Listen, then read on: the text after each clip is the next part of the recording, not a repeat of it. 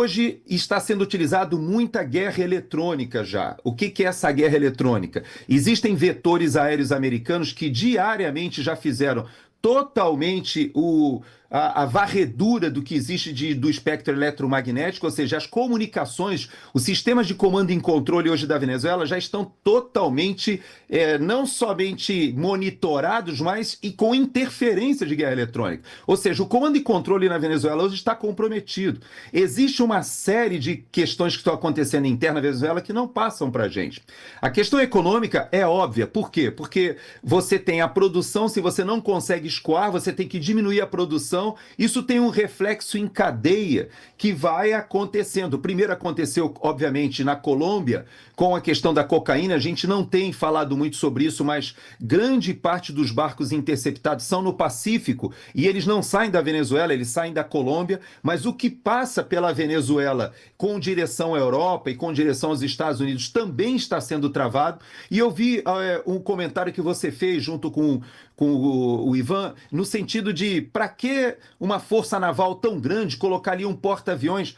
É importante a gente entender que somente com essa força militar dessa magnitude é que é possível você realmente fechar um mar territorial. Porque o que está acontecendo hoje é isso. Vários navios que estavam levando insumos para a Venezuela tiveram que voltar.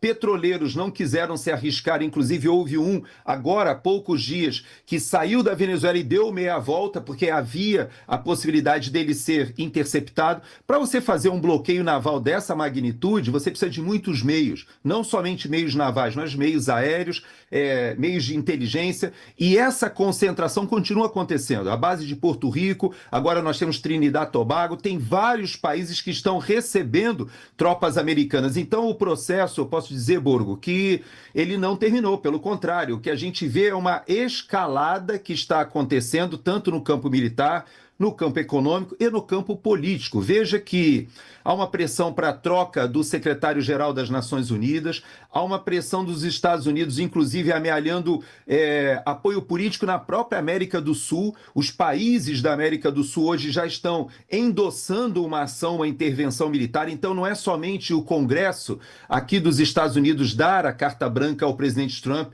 ao Pete Hegseth, não somente isso, mas também a comunidade internacional entender que é ilegítimo o governo de Maduro e que ele precisa sair.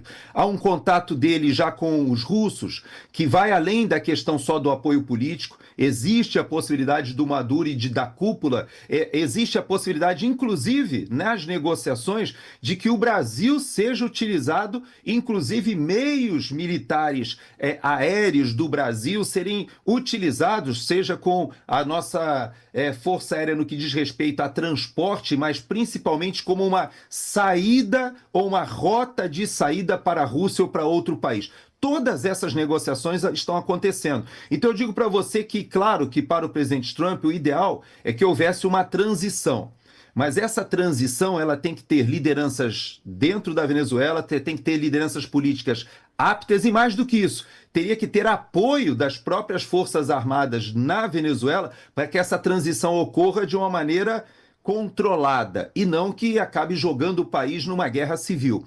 Então você veja que as variáveis são muito importantes e não são apenas militares. É óbvio que do ponto de vista militar, um ataque como foi feito na Nigéria, um ataque como foi feito na Síria, ou o ataque como foi feito no Irã, são ações militares pontuais que passam mensagens. Pode ser feita uma ação militar numa instalação militar venezuelana? Pode. Pode ser feita uma ação militar, inclusive com comandos, para a captura de Nicolás Maduro? É verdade. Existe a participação do Mossad, que pode fazer ações na Venezuela, já que existe presença do Hezbollah e do Irã e de interesses ali na Venezuela? É verdade. Tudo isso está sobre a mesa.